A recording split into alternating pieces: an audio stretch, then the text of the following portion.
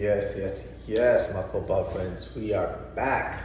Finally, a Sunday when week one of the NFL football season kicks off. And what a way we kick off with a great slate of games today. Let me just break it down for you guys really quickly as you guys go catch your guys' games, or come back at halftime, check out your boy and see if any of my predictions have been right so far in how the game might be going.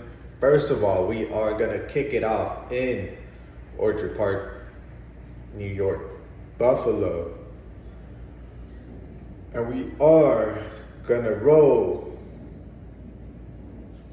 with the Arizona Cardinals on this one. I think last year, even with the Pastronaut himself at quarterback, I think that defense played phenomenally. Nobody expected them to have the type of season early, especially that they did. And that's the wave of a football season, the wave of not having the same amount of talent.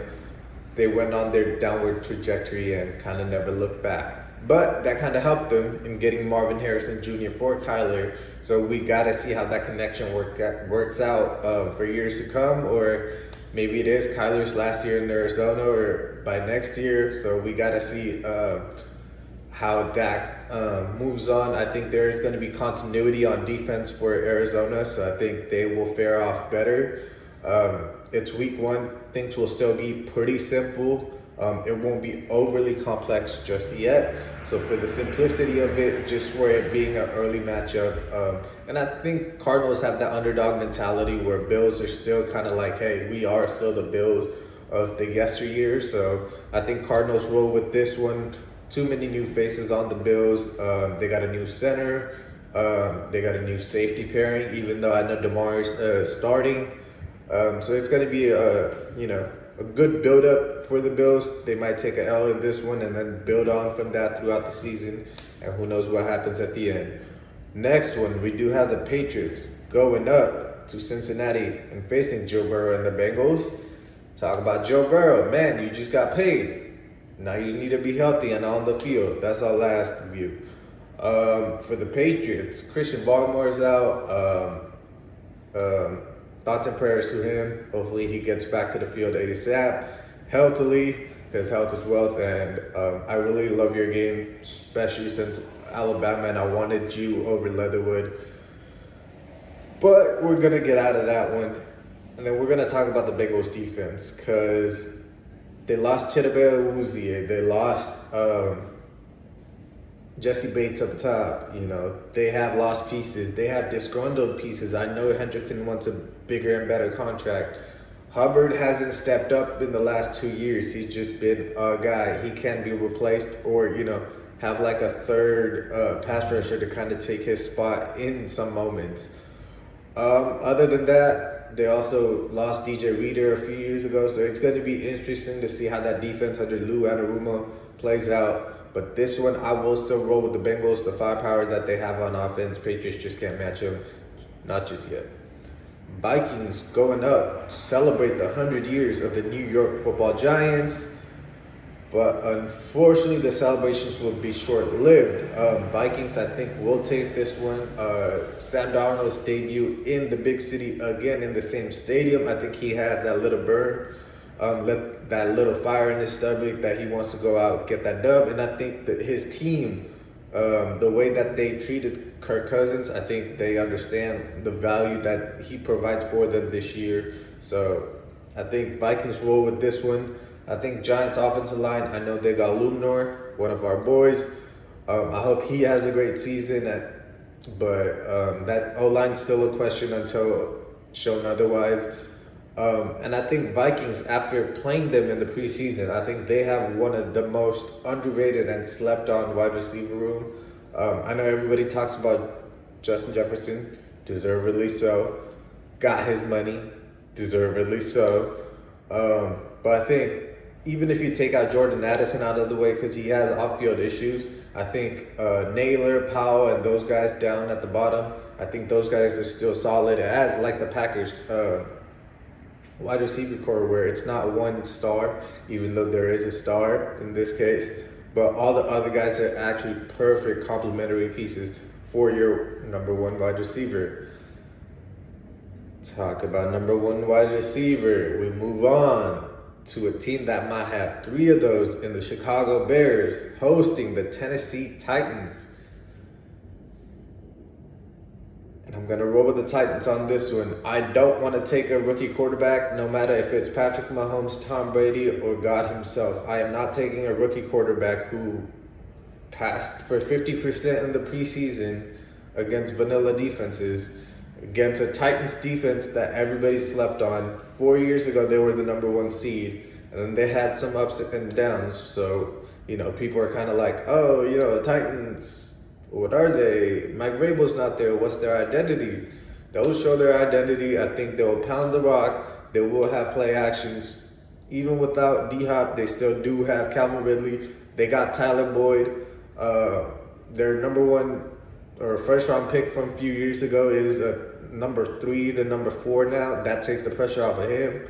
Kyle Phillips might still be there. They have a solid wide receiving core. Okoronkwo's a solid tight end that still needs development, but for now he's solid.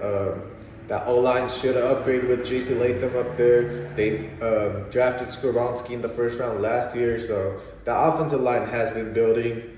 The skilled players, they, plugged in very well.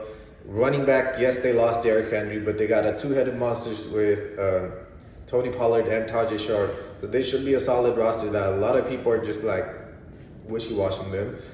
It should be interesting. And then the main $1 million question, Caleb Williams, how will he perform? I think he'll perform solidly. I think he'll do well. He's showed flashes in college. The only problem I do have with him, even though he's pretty good at it, is his off-platform throws.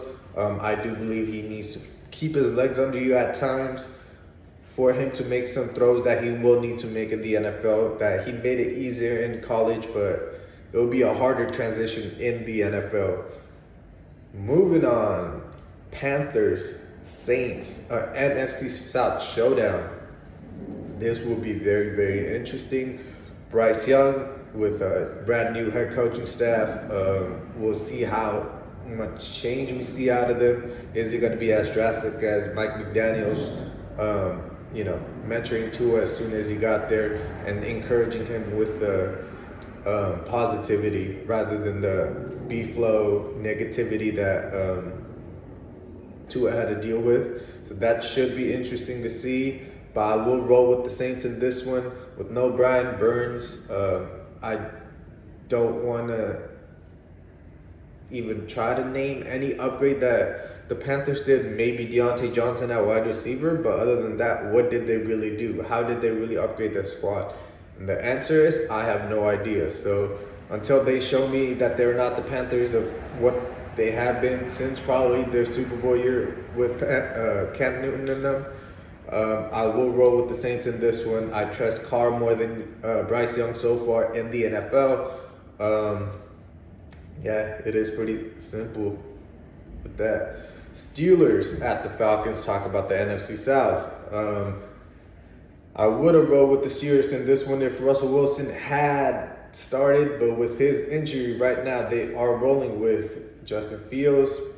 So I'm going to roll with Kirk Cousins and the Atlanta Falcons. I think that offense is going to come out. Raheem Morris is going to take care of that defense. I think they're tweaking that defense slightly as well. Now you got two amazing safeties with Jesse Bates and Justin Simmons. Both are pretty much all pros.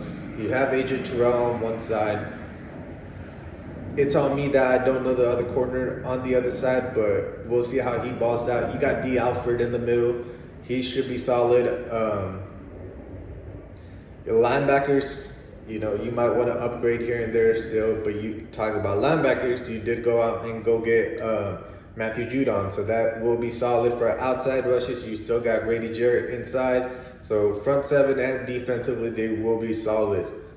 Offensively, that O-line, they're good, very good. Chris Lindstrom, one of the best right guards. However, now that they're actually going to be a passing team and they're actually going to be really good, everybody's really going to be attacking them. How will that hold up? How will Kirk Cousins hold up? And how will they hold up with, I still want to say limited offense because Kyle Pitts still has not shown anything to me over the past 2 years. Drake London's a solid receiver, but we'll see if mentally he's still there after a few losing seasons and, going through that turmoil, or if he's looking for a fresh start. There's still a lot of questions, but Bijan should be going off. And Steelers, they always start out slow. I think they'll turn the ball over once or twice. I think Raheem Morris, the fresh new vibe in Atlanta, is going to take it for this one. Steelers will come back and have a decent season, but I think this will be one of the struggling seasons for the Steelers. Next one, we do have the Jaguars going down to Miami to take on the Dolphins, and we are going to roll with the Dolphins in this one. Achane and that run game. People are forgetting how electric Devon Achane was before his injury. They still do have Jeff Wilson, possibly. If not, they still have Raheem Mostert, who's been one of the most electric backs over the last 5 years. Just the speed on that team, it's incredible, like how they keep getting better. Everybody got paid, everybody's happy, everybody's healthy. The defensive front seven's back for them too, healthier with Bradley Chubb and Jalen Phillips on the other side. They just drafted Chalk Robinson. However, they did lose Christian Wilkins to us down the middle. That will be interesting to see how they plug that hole. I know Jalen Ramsey also did just get paid, but who's on the opposite side of him? Javon Holland's waiting to get paid. How much will he get paid? Who's the safety next to him? So there are some question marks. They lost Van Ginkel as well to Minnesota. So Dolphins, you have to show me what you're going to be, defensively at least. But for now, I think you guys do take on the Jacksonville Jaguars squad, who might get hotter later on because they've been doing the opposite and getting hot early. And by the time you're actually supposed to get hot, they're super cold. So hopefully this year it actually might switch and they get hot at the later time. For now, they take this L. Texans at the Colts. I will probably get shot right in the head, but I think, this year, it might be a slight regression for CJ Stroud. Not because of his abilities or anything, but now the defensive coordinators have 17 games worth of tape on him. They're going to study him. They're going to see what he doesn't like, what makes him uncomfortable, and they're going to keep on doing it. If it's pressure, they'll bring pressure in the way that he likes it the least, or he expects it the least. And all of that's going to happen. But not in this game. I think at the Stroud house, or at the Ladd house, whatever you want to go with, he will make it the Stroud house eventually anyway. This is his third time matching up with them already. Divisional rivalry. But I think Stephon Diggs addition, some of the defensive upgrades addition, I think he takes full accountability. Does CJ. So I think with that, I think he takes it with A-Rich on the other side. I think he will develop very well if he doesn't get injured or hurt himself. I think he'll be a solid quarterback to come if he develops well. And I think their offense has gotten better as well. Adonai Mitchell, I think, was my most slept-on receiver coming out. I thought he was better than Worthy. I might get killed for that because he already got 2 touchdowns in his first game. But let's see in the long run who comes out to be a better receiver. I think A.D. Mitchell still has that in him, where he is going to step up to be a number 2 at first next to Michael Pittman. And then by year 2, year 3, we are going to be questioning who is the number 1 receiver. Possibly even Colts move on from Michael Pittman because they did also just pay him to go after a younger receiver. But for now, Texans take this one and make the Loud House into the Stroud House. Sorry, Pat. Next one, we have the Broncos going up to Seattle, Washington to take on the 12th man. And I'll be damned if I take on anybody but the 12th man. when they're going up against a rookie quarterback, just the environment, it's going to be a crazy, crazy game. There's going to be new energy and new vibe with the Seahawks because of the new regime change between Mike McDonald and Pete, man. Come on. He should be having a job somewhere, but out with the old and with the new. We'll see how that transforms the Seahawks. I think Kenneth Walker being back healthier is going to be a solid piece for them. Charbonnet, he's solid, but he's an RB2 with all due respect to him. Jackson Smith and Jigba, you need to step up, my guy. If you don't step up this season, they will replace you, and I promise you that. I don't care if you're a first rounder, second rounder. If you don't perform, if you don't produce, you can and you will be replaced. And I'm sorry to say that, but that is the harsh reality. Tyler Lockett, early season, I think he will be healthy. I think he has that juice. He's ready to go, and he'll show out. DK Metcalf, same thing. I think he had over 1,000 yards receiving, so he will do his thing regardless. That O-line still does give me questions for the Seahawks. Still, will they be able to protect Geno? Will they be able to be running the ball?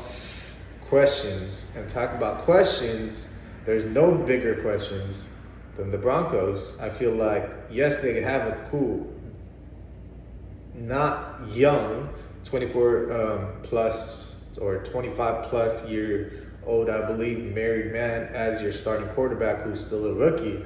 However, what is your defense? I'm off the top of my head trying to think of a defense for the Broncos. They have like Nick Bonito and some other athletic guys as like a linebacker, outside linebacker hybrid. But I can't name you a single dominant pass rusher. I can't name you anybody on the inside. I think they lost out on Josie Jewell like a year or two ago already too. They just lost Justin Simmons. I can't name anybody in their secondary. If Kareem Jackson's still there, good luck to him. So yeah, it is pretty simple. I am rolling with the Seattle Seahawks. Show me something, Broncos. But other than that, yeah, I don't have much take on them. Next one, Cowboys at the Broncos with Dak Prescott just getting paid his 4-year, $240 million contract, $230 million guaranteed. This will be very interesting to see. I feel like Jerry Jones just shot himself in the foot because he shot first one. CeeDee Lamb, second highest paid receiver. Now he got Dak Prescott, highest paid, just period, in the NFL history for 2 playoff wins. 1, 2. That's just 2 more than me. Patrick Mahomes has 3 Super Bowls, and he's still not even close to being the highest paid quarterback. And I don't understand why other quarterbacks are not following this method. If you see a guy being successful at your job at the highest over and over and over again, why are you still chasing money? You can make, let's say, a $50 million contract, right? Even after taxes, let's say you get $20 million. You spent $15 on your house. You still have $5 million to go grow it. As well as you could go, you are going to have your endorsement deals and everything else. And if you're smart with your money, you're not going to need more money. That means other people on your team can get paid. That means the rest of your team is going to be better. If your 53rd guy on your roster is actually the 1,000th guy in the whole NFL, you are more likely to win because you have a stronger roster overall and you're not just top heavy, how the Cowboys have been over and over and over and over again. And the craziest part to me, I get it, the defense was the one that kind of, shit the bed last year against the Cowboys. However, that offense was not doing too well either. The only reason why Dak even had those numbers, CD has those numbers against the Packers is because they were down by like 20, 28 in the first half. So now they have to go throw it over and over. They can't run the ball. And they couldn't really run the ball either with the offensive line last year. So Good luck to Jerry Jones. I don't think you're going to win a Super Bowl in your lifetime. Love to you. So I will take the Browns because that defense is absolutely filthy. People were sleeping on that defense. People do not respect that defense. People are still, questioning that defense. The only question that the Browns have for me is Deshaun Watson just going to be a solid quarterback. Just don't turn the ball over. You have Nick Chubb and Jerome Ford to run the ball for you. You have Coop and Jerry Jeudy to catch passes for you. I'm forgetting other people that's on that roster. You have so many perfect complementary pieces that you don't have to do too much. And when the moment does arise that you have to do extra, you better be ready to do it for the money that you have taken from that Browns fan base so far. That's all I gotta say for the Browns. That's all I gotta say for the Cowboys. I think Browns take this one pretty handily, and people will be surprised of how bad Cowboys lost. And Monday morning, we are gonna have a lot of overreactions. That should be very fun. Talk about overreaction. Commanders, Bucks. I'm gonna roll with the Commanders. Why? I think talk about the new energy that Raheem Morris brought to Atlanta. So has Josh Harris and the ownership group. So has Dan Quinn. So has Jaden Daniels. I think he has shown out to be what he can be, which is a dual threat quarterback with run pass options as well. It's their league now. Quarterbacks running. So why am I going to question that? Talk about questioning again. Bucks secondary. I know they just traded away Carlton Davis to the Lions. Sean Murphy Bunting left there. I think he went to Tennessee. Might be with the Cardinals at the moment. So almost Whitehead left there. Might have came back. You have Antoine Winfield on the other side. But your corners, unknown. Linebackers, you just lost Devin White as well. So they're still iffy. Vita Vea, always solid, always that anchor of that D-line. But the pass rush next to him, Shaq Barrett retired. That defense is way too questionable. Unfortunately, I think this might be Lovie Smith's last year down there. I don't think he might even last a season, unfortunately. Commanders, on the other hand, even with all the turmoilation that they had been going through, even with all the quarterbacks that they had been going through, they always fought, they always played hard. The defense has a standard. They still got De'Aaron Payne, they still got Jonathan Allen on that D-line. Jamin Davis is going to be more like a 4-3 outside linebacker / DN now. So that should be a solid and interesting little development on their end. We'll see how that works out, but for this game, I think Commanders take it, and Bucks will kind of slowly find their way, find their team as the season moves on. Rams, Lions, Sunday night football. Where are we going, guys? Where are we going? And we are going with the Detroit Lions. I know I gave you guys a little heart palpitations and all that, but we gotta roll with the Lions in this one. Back home, after that unfortunate loss to the San Francisco 49ers. The fan base is gonna be up, rocking, going crazy. If Eminem's in the building, even sweeter. Kid Rock's in the building, sweeter. It's gonna be like a playoff type of vibe because it is a night game. Lions upgraded their secondary tremendously. They drafted Cherryon Arnold. They did get Carlton Davis, like I mentioned, with the Bucks. Emmanuel Mosley hopefully gets healthier, my boy.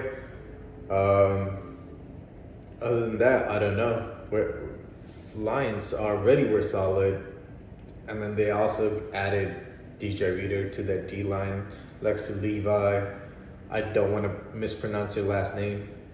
Aleem McNeil too, and Aiden Hutchinson. That's just going to take the pressure off of Aiden.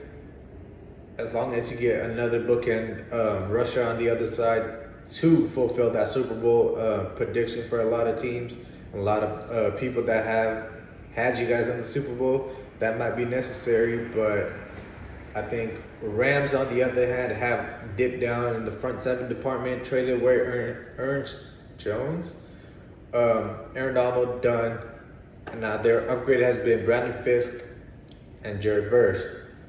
I hope they turn out to be solid pieces. They were very excellent at Florida State, but not just one of the best D tackles in the game, arguably the greatest and the best ever D tackle in the game. Yeah, replacing him is going to be a very, very tall task. So I think I think Lions take this one with the weapons that they have. And people are completely asleep on Jameson Williams. League, I'm telling you right now, y'all need to watch out. Lions are going to be scary if JMO goes crazy. Talk about going crazy. Finally, we are here. Week 1 at our other home. Raiders, Chargers. And I'm going to be respectful in this one, unlike most Raider fans or most Charger fans. I think this is going to be a close, hard-hitting game. It's a divisional matchup. Any division it is, you play more than once, you have that extra little in you. They don't like us, we don't like, we're indifferent about them. We just go play at their second house. We put up 63 on them last year. But they are not the same team that we put up 63 on last year. They're closer to the team that we lost to 24-17 last year when Khalil Mack went 5 sacks, 5 of them. So we are still going to have to be careful. Our O-line, I think, is back healthy. Their O-line solid. Their D-line solid. Our D-line has upgraded. However, thoughts and prayers out to my boy Malcolm Coons. I hope you recover like that. Wolverine blood. But yeah, I hope he recovers well. But at the same time, that means Tyree Wilson. It is time for you, my man, to step up.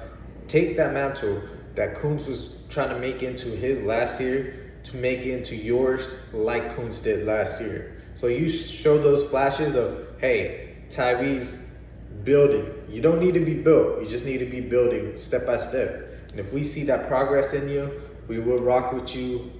It's really that simple. But I think the upgrades that the Raiders have on defense, even the quarterback play is going to be a little bit higher than last year. Last year we had Aiden in his rookie year with coaching staff that was all over the place. This year we finally do have an opportunity to cater to a quarterback. Since the off season, with the head coach that's actually going to last the season, and a team that actually just believes in a culture that's finally back. Just play hard. Just play it right away. That's it. With that, Chargers. Talk about the right away. Chargers are a different squad. They are going to be tough. They are going to be mentally very, very strong. And that's one thing we have not been able to say about the Chargers. And Harbaugh will do his job. However, people are expecting Harbaugh to do the same thing that he did with the Niners, where he walked into Justin Smith, Joe Staley, Frank Gore, just veterans upon veterans upon veterans, and dogs upon dogs upon dogs.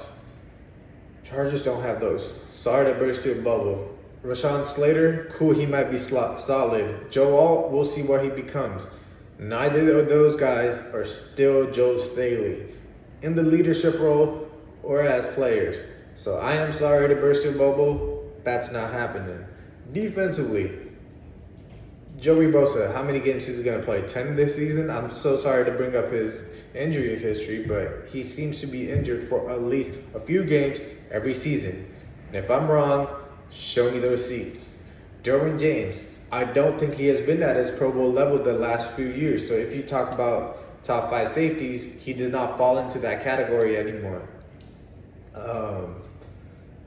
Asante Samuel on the other side, he should be solid. He's still no Pat Surtain just yet, but he is the one, like we were talking about with Tyree. Just stay building, just stay stacking, and eventually you'll get your due.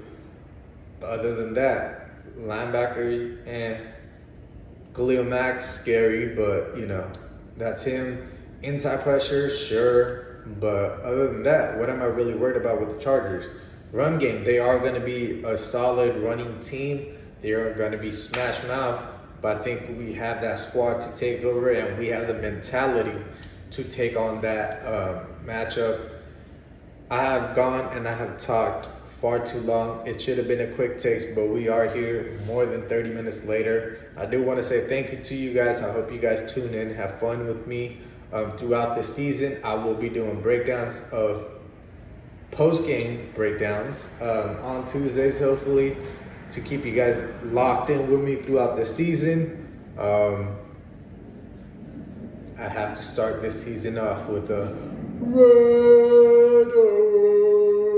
Let's go. We're going to get that dub very soon. I celebrate after that with some stogies, in LA. But just want to start off with a very, very, very wholeheartedly good luck to every team, except for the Kansas City Chiefs. Y'all need to move out of the way. Taylor, go home. All jokes, leave me alone, please. I'm just trying to do my job. But I hope you guys have fun. I hope you guys tune in to the rest of the shows moving forward. And I promise that I will be here for you guys over and over and over again. Till next time, I'm going to catch y'all. Hope you have a fabulous Sunday.